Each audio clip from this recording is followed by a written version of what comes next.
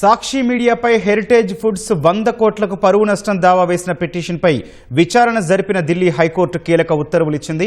24 గంటల్లో టెలికాస్ట్ చేసిన లింకులన్నీ తొలగించాలని ఢిల్లీ హైకోర్టు ఆదేశించింది. మరింత సమాచారం మా ప్రతినిధి అరుణ్ అడిగి తెలుస్తున్నాం. అరుణ్, హెరిటేజ్ పై నిరాధార వార్తల కేసులో సాక్షి మీడియాకు ఢిల్లీ హైకోర్టు ఇచ్చిన ఆదేశాలేంటి?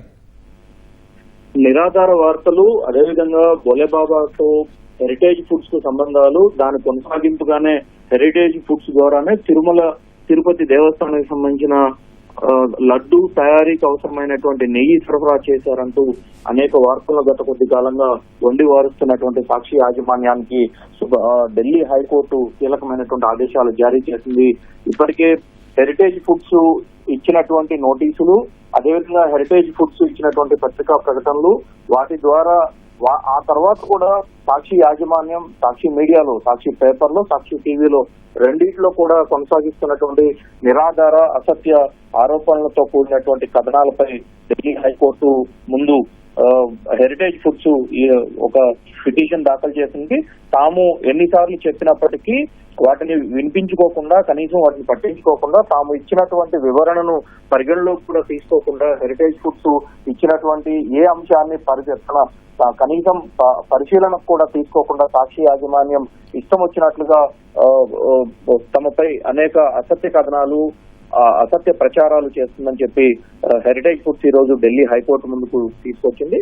ఢిల్లీ హైకోర్టులో 100 కోట్లకు ఒక్కొక్క పర్సన్ పై, అంటే సాక్షి మీడియాకు సంబంధించి ఎవరెవరైతే విడివిడిగా కథనాలు వాటన్నిటి ప్రసారం చేశారో ఒక్కొక్కరిపై 100 కోట్లకు పరువు నష్టం దావా వేస్తూ ఢిల్లీ హైకోర్టులో హెరిటేజ్ ఫుడ్స్ పిటిషన్ దాఖలు చేసింది. దీనిపైన విచారణ జరిపినటువంటి జస్టిస్ మినీ పుష్కరణ ధర్మాసనం ఈ రోజు కీలకమైనటువంటి ఆదేశాలు జారీ చేసింది. సాక్షి యాజమాన్యానికి, సాక్షి పత్రిక, సాక్షి టీవీ నడిపిస్తున్నటువంటి యాజమాన్యానికి నోటీసులు జారీ చేయడంతో పాటుగా ఇప్పటి వరకు బోలేబాబాతో అనుబంధాలు, బోలేబాబాతో బంధాలు, బోలేబాబాకు సంబంధించినటువంటి అన్ని అంశాలు హెరిటేజ్ ఫుడ్స్ ద్వారానే జరిగాయి అని చెప్పి చేస్తున్నటువంటి కథనాలకు సంబంధించిన వివరాలన్నింటినీ, అందుకు తగినటువంటి అంశాలతో కూడినటువంటి కథనాలు, వాటితో పాటుగా టీవీల్లో ప్రసారమైనటువంటి కథనాలు, రెండింటినీ కూడా పూర్తి స్థాయిలో మీడియా నుంచి, సోషల్ మీడియా నుంచి కావచ్చు, వారికి సంబంధించినటువంటి మీడియా నుంచి కూడా తొలగించాలని చెప్పి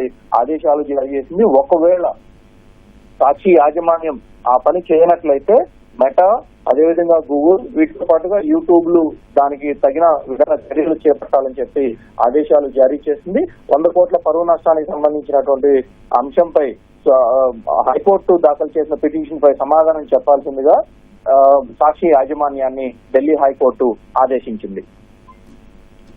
రైట్, ధన్యవాదాలు అరుణ్.